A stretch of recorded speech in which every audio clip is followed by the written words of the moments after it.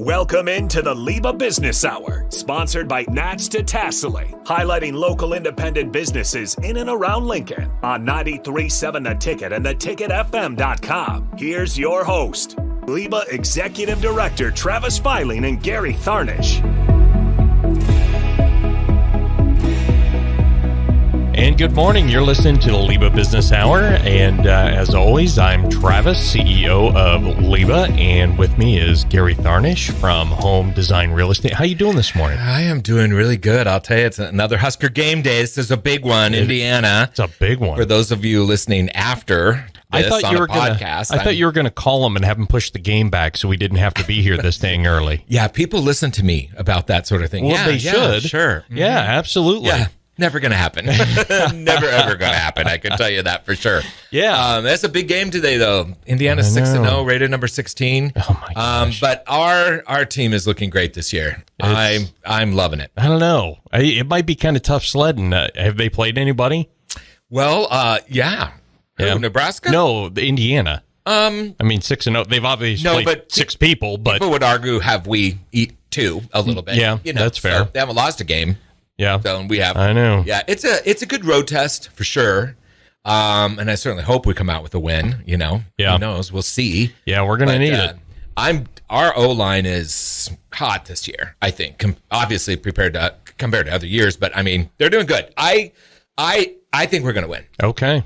Yeah. All right. Fingers crossed. We're gonna find out here very, very shortly. Yeah, we will. So no guest today. Because it's so early. We had a guest. It was John Olson from Olson & Associates. And so we pushed him off because it's going to be such an interesting conversation. He's an interesting guy. Yeah, he's got quite a story. Oh, yeah. And a huge business. And he's really grown it to massive levels. But when I was talking to him the first time, he was kind of telling me how his dad started out and all this. And I'm like, don't tell me anymore. Don't tell me anymore. I want to hear this, on the radio. Well, it'll be interesting. If you think about Olson and Associates, they know this city because they've engineered most of it. Yeah, exactly. And they know what's coming up and what's happened in the past. I mean, he's going to be an excellent guest. And I love waiting and having him on when we're on regular time and there'll be more listeners, even though it is also a podcast. But he's going to be very interesting to listen to. It's going to be a good show. Yeah, I'm really looking forward to it. And then I also just realized this is our last show together for a month. Yes, that's true. I'm going to be in Italy for a little while, and then you're taking off somewhere. I'm going to Hawaii. Yeah. Hawaii. Oh. I probably shouldn't say it. My wife turns 50 this year. Yeah, you shouldn't say that. I probably shouldn't. I meant 40 this year. Yeah, I heard what you didn't say. So it was kind of like, what are we going to do for the 50th? Well, Hawaii 5-0. You got to do it, right? Of course. It's just kind of built in. You nerd. So that's what we're going to do. And I never even really watched the show. I love that show. Found the excuse, and off we go. Show. Yeah, that'll be a good time. I have friends that are going to Hawaii soon, and they are flying into Hawaii and then hopping on a boat, and they do a cruise around all of the Hawaiian Islands. Okay. That's a big thing these days. It's like less expensive. You sleep on the ship instead of a hotel. You get to see all the islands without having to puddle jump from one to the other. It's kind of a new thing that's happening a lot with Hawaii. So that's kind of interesting. Kind of strange. I don't know if I'd be down with that. To me, it's like I just want to lay on the beach. Yeah. I want to lay on the beach. I have never been on a cruise. Have you? I have not. No, I have not either. I have been on a big ship, but not for a cruise. And I've been on a catamaran from one island to another, but I haven't really actually done the cruise. I don't know. It just doesn't sound like it. The thought of somebody at 5 a.m. knocking on the door.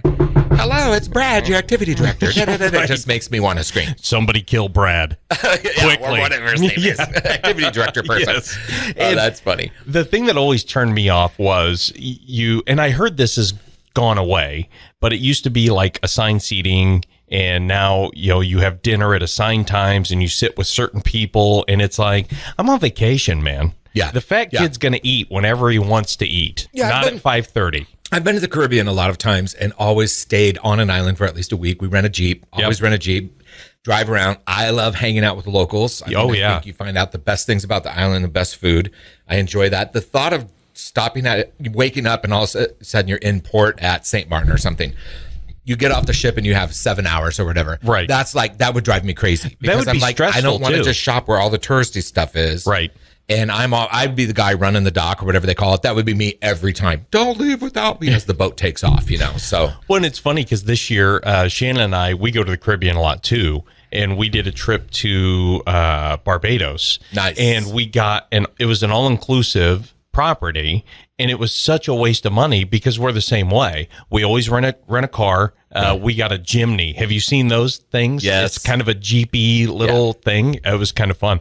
And then we drove all over the island. I don't want to eat at the hotel.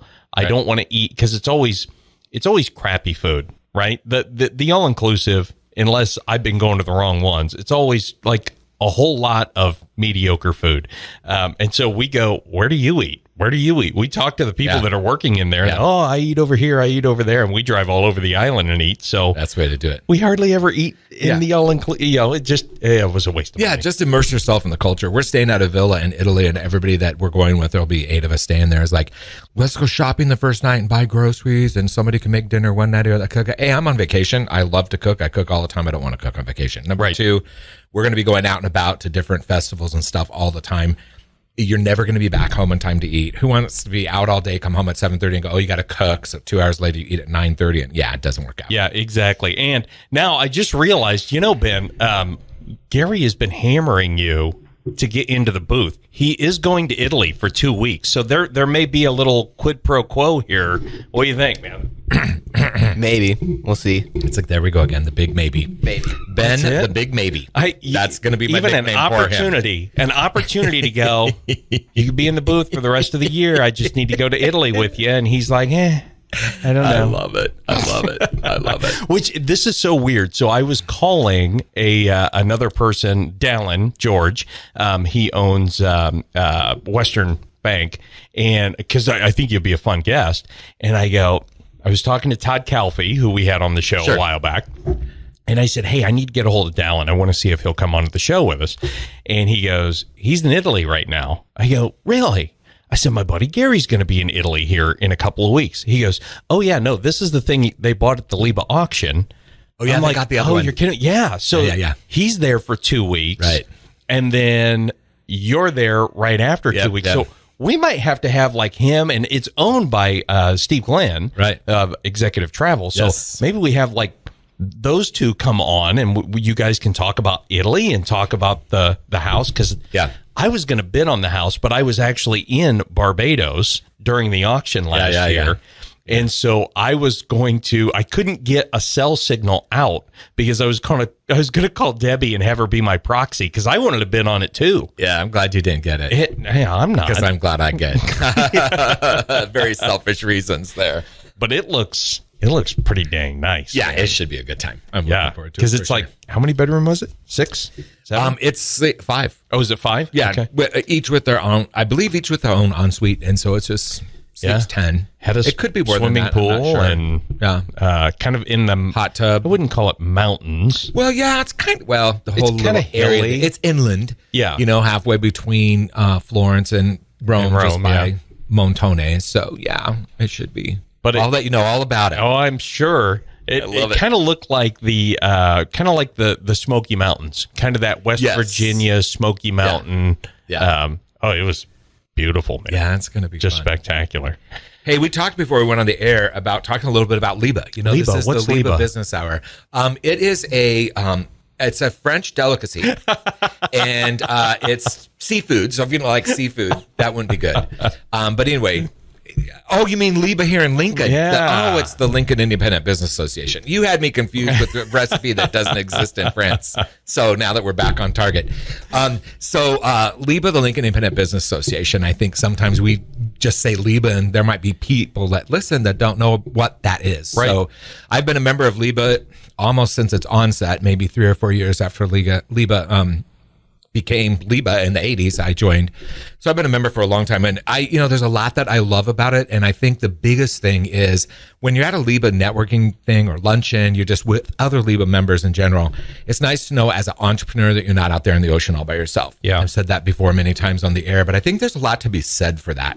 It's really easy, especially if you have a new business. And that in and of itself is challenging, right? Yeah. So for me, I opened a flower shop and I was everything, right? So I'm HR, I'm marketing, I'm doing the buying, the purchasing, making sure orders are getting done, working on a CRM. I mean, it's everything. And it can literally be overwhelming. And sometimes you get so busy, you don't think about asking for help or talking to someone else and saying, hey, what would you do in this situation? So on and so forth. So I think networking, which is also kind of a overly used word, right? I think gathering with a group of not just necessarily like-minded people, but like situationed people. We're all entrepreneurs working in that atmosphere. And it can be overwhelming sometimes, and I think the conversation is great. So joining LIBA is awesome. Well, and it's funny because everybody has this like benchmark of nightmare, which was COVID, because it affected all of us at the exact same time. No kidding. But when you're a business owner,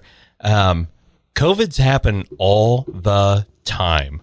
I mean, not that your business is shut down, but there's a nightmare that it is just over the horizon. Can't wait for my next one to show up. Yeah. And it's always something you've never seen before, never heard of before. And it's always how in the heck am I going to get through this? So true. I heard a speaker one time say, if you're not in the middle of a bunch of crap that's hard to deal with, you're just coming out of it. And if you're just coming out of it, that means you're getting ready to just about go back into it. And then you're into it again. And you can just be this cycle that goes on and on and on. I hired a coach in maybe the late 90s. So I'd had my shop maybe 15 years that helped me a lot. One of the first things she said that I still hold today that has really changed how I look at challenging situations is with every situation that comes your way any given day, it doesn't matter what it is, homework, a class project, the kind of stuff Ben struggles with. Right. You have two choices when you're faced with a challenge that's difficult or anything really in life. And one is to react as a victim and the other is to react as a player. Yeah. And I always try as much as possible. Of course, I'm not perfect, but I don't explain that to anybody that knows me. But I always try to react as a player because it's easy to react as a victim. I can't believe this is happening to me. The more of that mindset that you have, just the worse everything that's going to get, because there's nothing solution-minded in being a victim or having that type of a response. Right. So being a player is great. Does that always mean there's a lot of players on the Nebraska football team? Does that mean they're always going to win? No, but you have that focus. That's your focus. You know what you want and how to attain that. So I just think that was really good advice that my coach gave me. And I wish somebody earlier in business would have talked to me about that. Yeah. It's funny. Shannon, she is the classic, when anything bad happens to me, she puts me on the clock. Literally puts me on the clock, and she'll come in and I'll grumble and moan, and she'll go, okay, you have 30 minutes. Oh, what the hell are you talking about? No. You have 30 minutes. Go into your office, scream, yell, cry, which that doesn't happen. Screaming and yelling happens. And then in 30 minutes, it better be in your rearview mirror because we got to move on. All right. And it's excellent advice. I mean, there are problems that you're going to face that you just have to, you never see them coming, and it's crushing. But give yourself some time to go through that process. It's kind of like a breakup, but a quick one. Yeah. It's time to get over it. Yeah. It's time to move on. Because this business ain't stopping. You have people on payroll that are expecting checks on Friday. Yeah. I remember the first time I got a Franklin planner, and started researching a lot of what they talk about. One of the things they talk about is having a vision board, something that you visually look at. It has your dreams, like where you want to retire, or the home you want to build, or spending time with your family, whatever. Right. And I kind of did one that I had inside my Franklin planner that I never looked at. But this year, Dan Milnerick, the CEO of Home Services Nebraska, so Home and Woods Brothers Realtors are part of that family. Right. I'm in a mastermind group with him, and he challenged all of us at the end of the year actually do a vision board. So I did one on a piece of foam core. Sits right in front of my desk now. And I have two, they always say, what's your word for the year? So my word for this year is process. Okay. Because really, if you have processes in place for your business, you have a roadmap. A process is kind of like thinking of getting on the road, and you're going to have a driving trip to Indiana, for example, so you can watch the Huskers beat the crap out of Indiana's football team. That kind of a thing, right? Yep. You have a roadmap. You know where you're headed. You have to do the same in your life. And so my word's process. But then I also had a phrase because I like the idea of having a phrase. And mine is, it all works out in the end. And so now when I see something, I think, this is going to be a train wreck. It's going to be a nightmare. I go, it's all going to work out in the end. It does somehow. Yeah. And trust me, being in real estate is kind of like a short-term adult daycare center. Okay. So from the time of writing the office till closing, it's like you are taking care of adults that it's like, no, when we said don't quit your job, That's actually what we meant. What did you hear?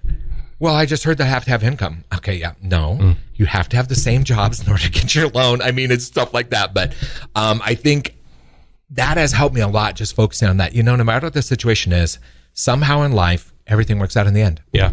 It does. No, that's it may not work out the way you want it, but it works out. Yeah. One thing that, too, going back to some things that I love about LIBA is when you start out in business, I always heard people say, you need to have a good banker, you need to have a good lawyer, and you need to have a good accountant. Yep. And you, at the beginning, it's like, what are you kidding me? I can hardly pay myself. Correct. How the heck am I going to keep these people on a retainer? And exactly. It's one of those where you need to start connecting with these people. Don't need to pay them for anything yet, but start connecting with these people as a brand new business. And in LIBA, we have all those people because all those people are business owners and they are all at our events. And it's a good opportunity for you to sit down and start connecting with a banker. Because let me tell you something. I remember the first time I went to the bank to get a loan, brand new business. The first thing is they look at you and go, I don't know this person. Right? It's no different than somebody walking up to it is different than someone walking up to the street and asking for you $20. But it's not much different. I don't know you. I don't know your history. I don't know your business. They need to get to know you and learn you and what you're doing and how you're getting, what your goal is, what your vision is. Yeah. And so when it comes time to get a loan, because you're going to need a loan at some point, and you need to start building those relationships. Same thing with a lawyer and same thing with an accountant. And so, and there's several others out there that you need to start building relationships with. But this is a place where you have business owners who are doing the exact same thing that you are. They're running a business. They understand the trials and tribulations. They understand all the stuff that you're going to be dealing with at some point. And it's good to start making those connections early because you're going to need those relationships in a very short amount of time. Right. And that's what I like to think LIBA is about, that you can make those connections there and develop relationships. Really, 90% of business is relationship. Then the other 10% is all the other stuff you have to do, sell, pay, whatever, all that stuff. But 90% of it, as with almost anything in life, is relationship. Two things. I'm going to throw these out here. You may want to kill me for it. And so I'm on the other side of the table, and I wouldn't be ashamed to run from you. So just so you know, Ben, you may have to take over. That would be the slowest race in the history of mankind. So spitballing, I'm going to spitball a couple ideas here. A couple of things I would love to see LIBA do is, and I would be part of setting up committees to research this. So for any LIBA members listening, or board members especially, I would love to see us establish a mentor program. Yes. Where it's like, okay, here's Garrett, here's me, for example. I had a business for 36 years. I have no problem with a mentee sharing, hey, here's the mistakes I made. Some of them were huge. This is what they cost me. Don't go down this road. Right. And if you start going down the road, the problem is you think, oh my gosh, I got to get out of it. It's shameful or embarrassing or whatever whether you're behind on taxes, whatever it might be, whatever the situation might be. Just having somebody that's already been through that, but that's your mentor. You meet with maybe once a month, once every other week. I mentee new realtors when they come in now, and it's incredibly helpful for them. And I always learn a ton of stuff, which is great. I would love to see that. I would also love to see LIBA develop kind of networking groups that are small, kind of similar to your PNGs, Center Spheres, ERNs, that type of thing, but and have it be inside of LIBA itself.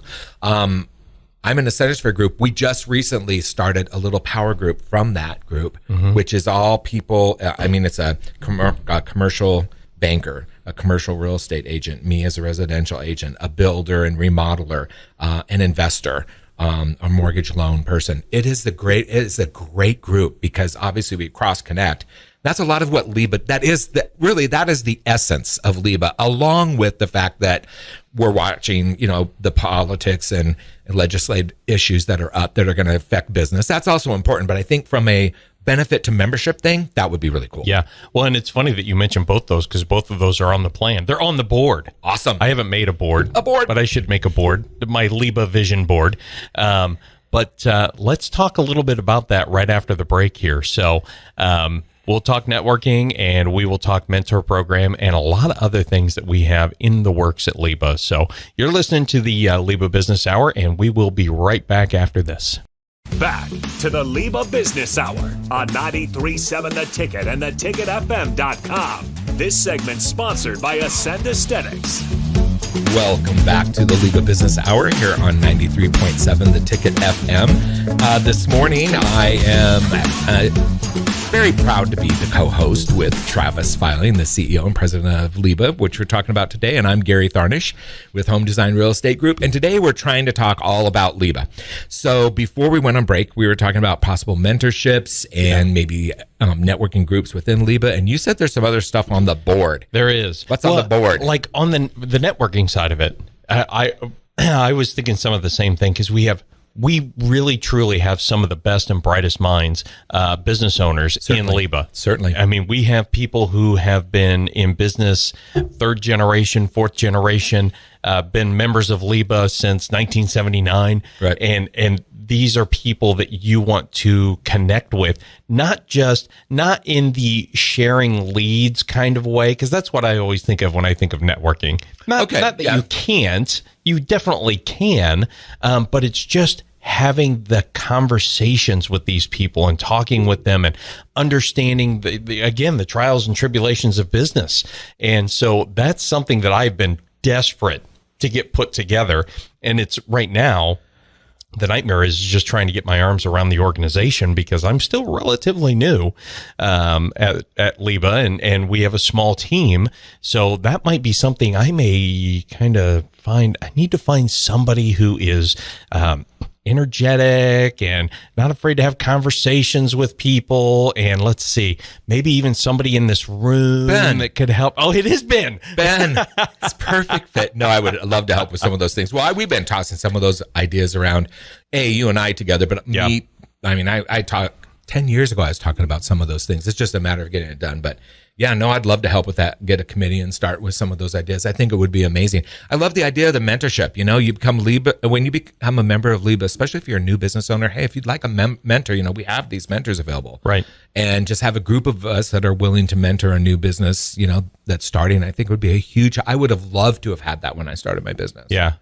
Yeah, it's so funny because when we started in business, we had who's become a very close personal friend. His name's Ed Nix. He owned Service Master PBM here in town for years and years and years. Yeah, and he was our mentor, and he helped us through so many things. And he attributed owning a business is like being on the playground and going from pieces of equipment to pieces of equipment, right? And the first one, he always did this, you put your arms out to the sides and he goes, you're on your teeter-totter, right? And then you get some work and you do some work and you get some work and you do some work. Yeah. And you get some work, and right? And then he goes back and forth. Then you start building, you start getting some employees, you start really, you have 2 or 3 people under you. And he goes, next thing you know, you're pretending to be a fireman and you're on the merry-go-round. You're going in circles and putting out fires. Right. That's all you do. He would take you through the playground of business ownership. Yeah. And it was so good to go, okay, it's not just me. Because you think as a business owner, whatever comes your way, like you're the first person in the history of business ownership to have to fire somebody, right? It's not, this has been done since the dawn of time, since somebody carving in caveman time said, okay, you've got the bow and arrow, you're not killing anything and dragging it back. It's time for you to head on to the next tribe, right? Exactly. I mean, people have been fired and you need help understanding how to do it. I'll tell a funny story. We had this kid, he was working for us. It was our first hire and he just wasn't working out. He was trying really hard. He was doing sales. Great kid. Loved this kid. He was so nice. Fresh out of college. He just couldn't get anything drug across the finish line. Not a closer. Right? Yeah. And here's Ed. And he's like, we'll call this kid Frank, right? And he'd go, you're working really hard and you're paying somebody, to do something, they're not accomplishing it. He goes, you hit the ball, you drag Frank. You hit the ball, you drag Frank. You hit the ball, you drag Frank. And finally, you just want to hit Frank, right? And so forget the ball.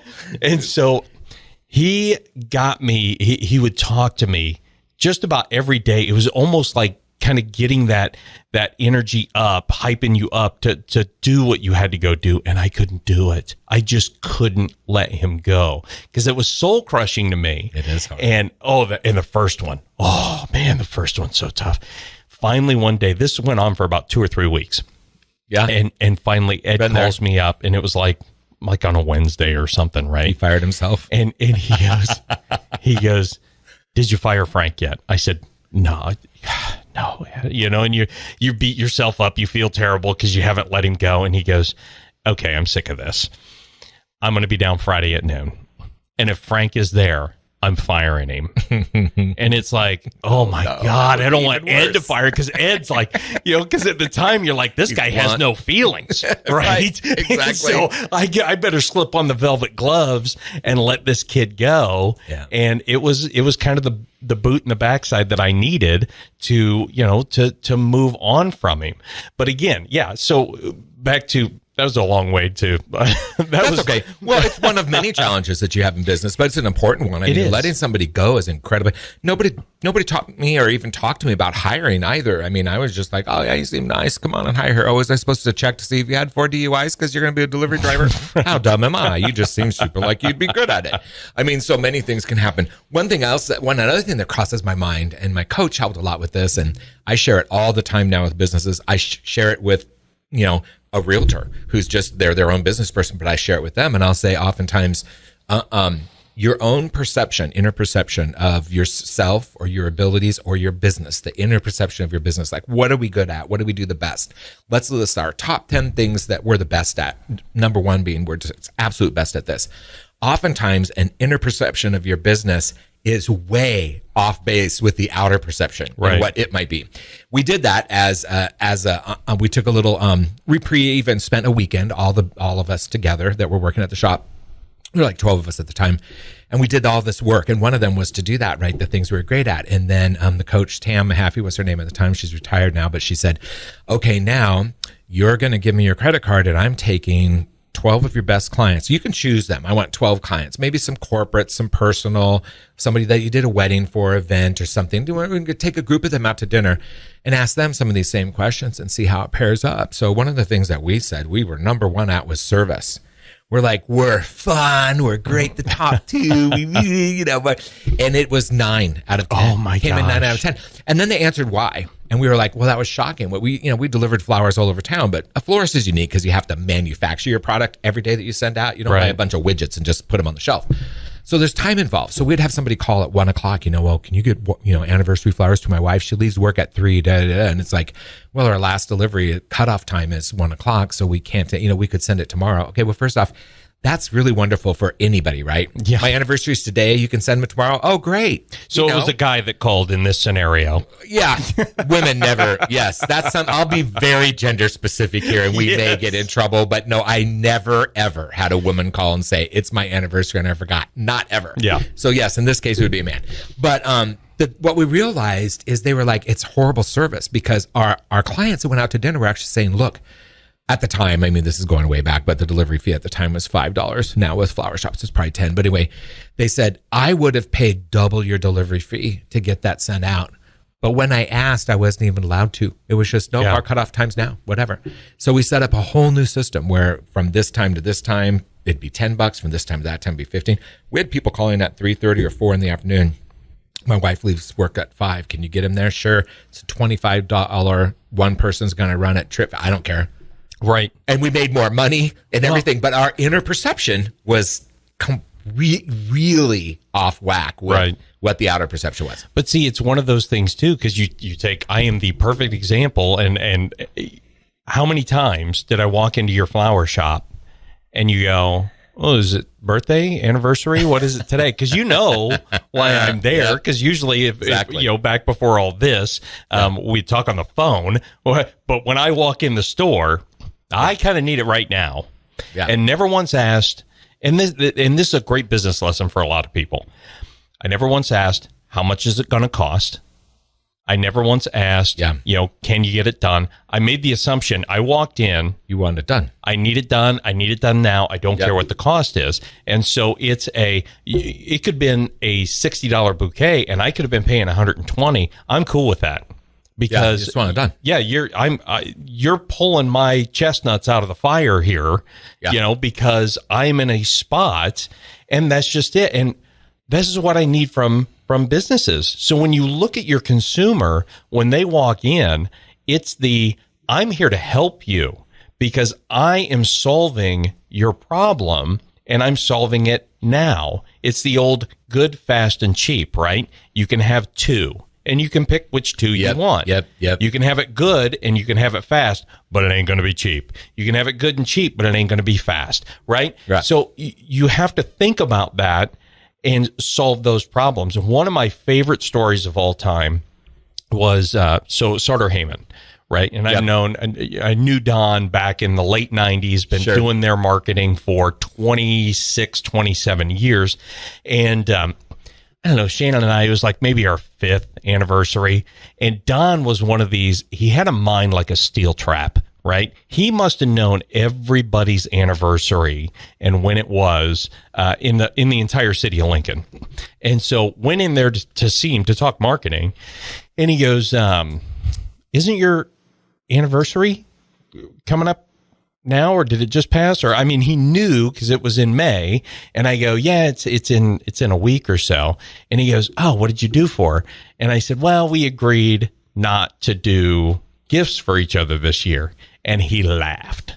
And this is a good lesson for Ben too, by the way, when you get married. Listen, take notes. Don't do that. Yeah, we don't do gifts. Let's not do gifts for each other. That is you're doing gifts for each other, because you're either going to get a gift from her and look like a schmuck on Christmas morning, or it's going to be it's okay. Right? Yeah. Both of them, you lose. So, yes. So anyway, so true. He goes, yeah, the anniversary. I go, yeah, we agreed not to do gifts for each other. And he laughs and he puts his arm around me and he goes, yeah. And the whole time he's kind of leading me over to the cases, Look at right? The jewelry. And he goes, Kate, this is not going to work out in your favor. So we're going to move ahead. Does she need a ring or a watch or a bracelet or a necklace or whatever it was?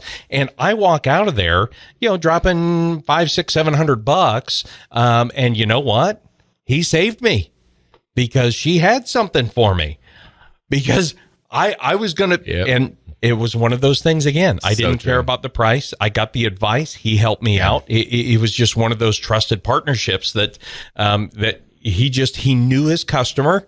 He knew men and women better than I know men and women. And he just did. It was just such an incredible experience. But as a business owner, these are the things you have to think about, as you start going forward.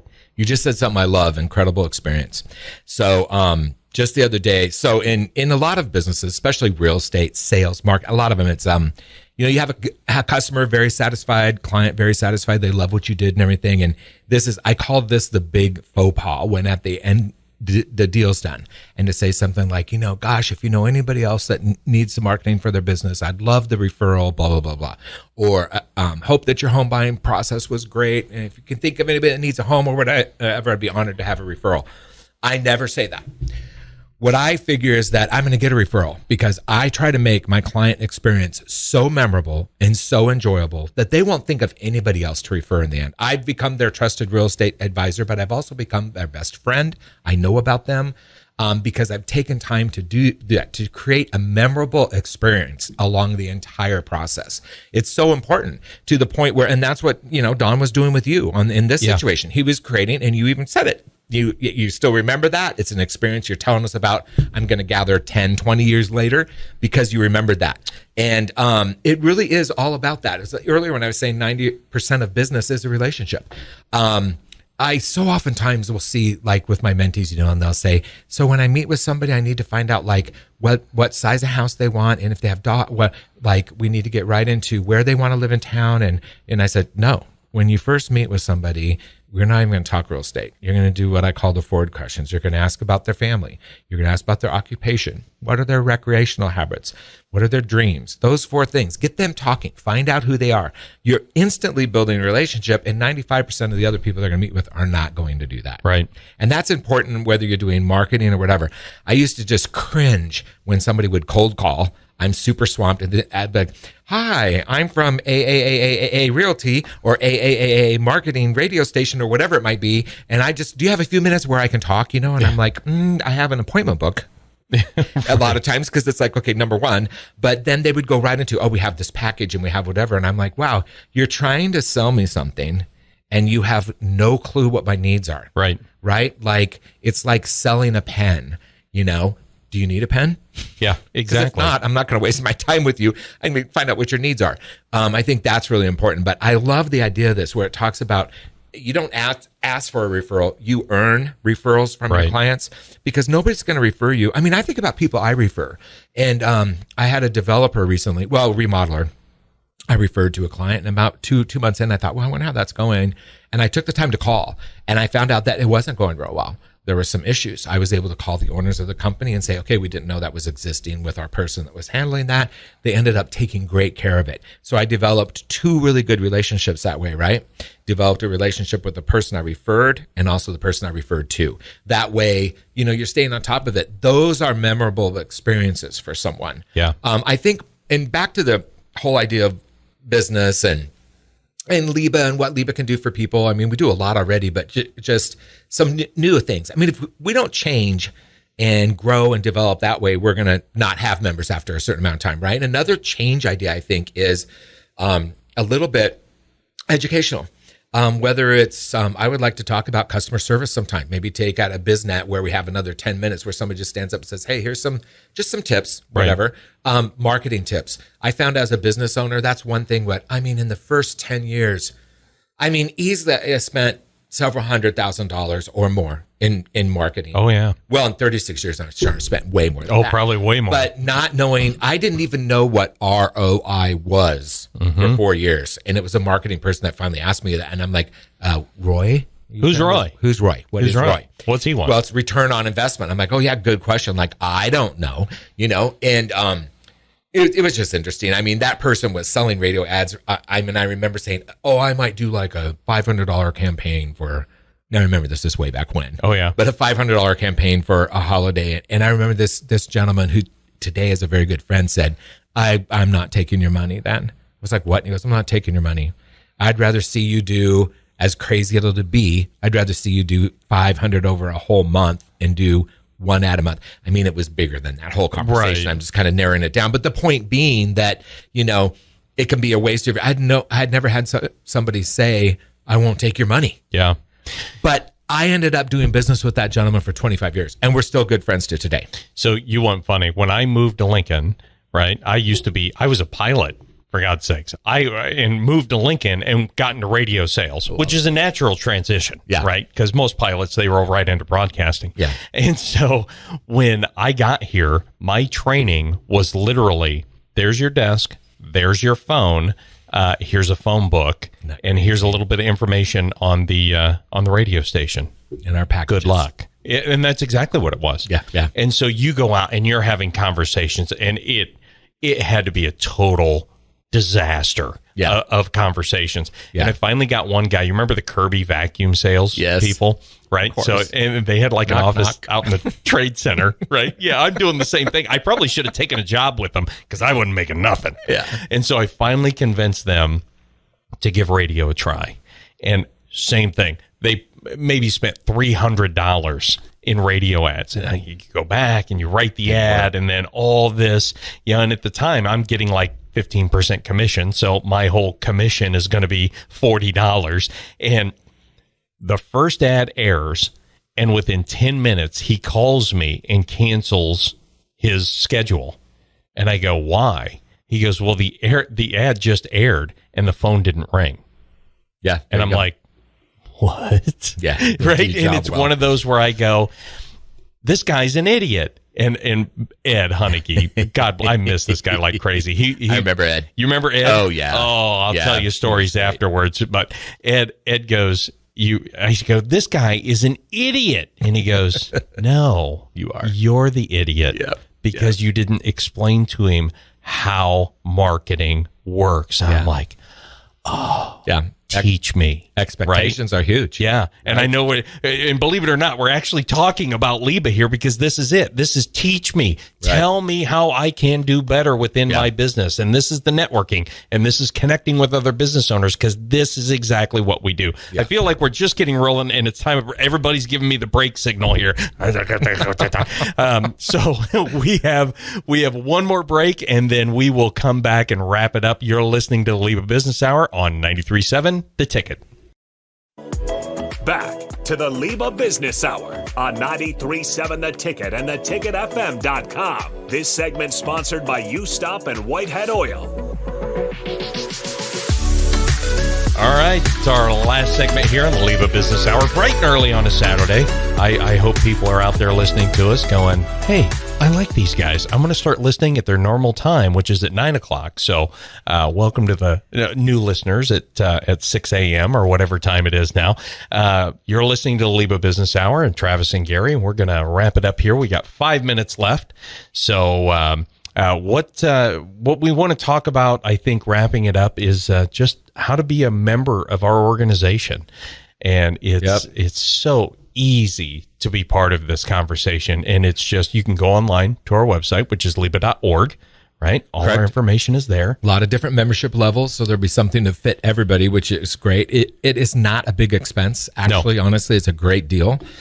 We have a luncheon once a month, which is amazing. Last week we had LTU director on from the city. We've had the mayor, mayors speak before, governors speak before, legislatures, just a myriad of people that will come and speak at the luncheons, which is really fun. Get a good, nice lunch and sit around, chat with people. We also have Coffee and Contacts and BizNet are two other things that we do. Coffee and Contacts, obviously, is in the morning. It's out of business, while LIBA member business. BizNet's in the afternoon. It's a little more fun and enjoyable end of a work day. We've had them where, there'll be munchies and food. Sometimes there's something to drink. Cocktails. It just kind of depends. Yeah, absolutely. Good networking opportunities. We're looking at things to expand and some new things to offer, which I think would be great. Some of what we've been talking about today, maybe mentorships, maybe smaller networking groups, very specific to category of business you're in, that type of thing. I mean, spitballing ideas and things like that. Mentorship program, great. Just what we were talking about, we're kind of mentoring you right now, the listener, just sharing information. And that's what the mentoring program is going to be, a place, a person that you can call and lean on and ask a question and not be embarrassed to ask it, because we've all been there. Whatever it is that you're getting ready to face, we've all faced it. Yeah, and all the LIBA members I've met over the years, when I really I put them all in the same jar and said, what do they have in common, is that they love Lincoln. Yeah. And I think that is a huge important thing. sometimes there's that battle, or you hear all the little 10-second sound bites that kind of make business people are just greedy, and they and the working class people are this, and you have that back and forth or whatever. But really, at the end of the day, if you're opening up a business in Lincoln, I don't care what size it is, you're taking a huge risk. Yeah. Everything I had was risk for 36 years with my business. It was just me. I mean, it was really easy for something to go south, and it's me with everything on the line. I didn't do it because I don't like Lincoln. I didn't do it because I could care less about people. I didn't do it because I just wanted to make money. Right. I did it because I just love Lincoln. There was a need. I was able to fill that need. And that is really the essence of what business people do. What I like about LIBA is it brings us all together, and a chance to say, we're doing this. Here's the struggle. Here's the battle. What are your ideas? How can we work together? You just learn so much from other people that are in the same, like I say all the time, but in the same boat that you are. Yeah, and it's so funny you say this, because I was listening back to the show where we brought in Jody and Clark and Shannon and all your ex-employees. Yeah. And it was so much fun to listen to it from the listener's perspective. Yeah. But something that she said that Jody said really resonated with me is you guys were kind of joking around and you and Clark have this business that does investments, and you go, do you have any money? And she goes, no, we're business owners. Right? It's like, yeah, exactly. Everybody has this perception that because we own a business that we're rich, right, and we're uber Republican and that we're all these things. And it's absolutely not true. Oh, I mean, it's all over the map. It is all over creation. Yeah. And the thing that I love too is we're all regular people. right? Yeah, that's just the because truth. we're business owners, we're approachable. Yeah, definitely. We're easy to talk to. And if you have questions, we genuinely want to help you move your business forward. I've got to mention that Ben just had a quite the face when we said we're normal people or what approachable. He's still losing it over there. Okay. It's writers. Crazy. Well, it's been a great morning this morning. This has been fun. Yeah, I love talking about I don't want to ever get up this early again, but this was enjoyable. No kidding. All right. Well, you've been listening to the LIBA Business Hour on 93.7 The Ticket FM. Let me say that again, 93.7 The Ticket FM, because I did just look away from my mic. Yes, which I'm you not supposed did. to We do. were talking about that. And we'll look forward to having next you week, listen next week. You're calling in from Italy, so you're going to be doing it remotely, Yeah, right? that's not going to happen. But yes, fantasy. I think he's going to talk about fantasy. What was that boat? No, Fantasy Island. Fantasy Island. There you go. The plane. Yeah, the plane. All right. Well, you're listening to LIBA Business Hour, and we will see you next week at 9 a.m. Sounds good. Have a good week.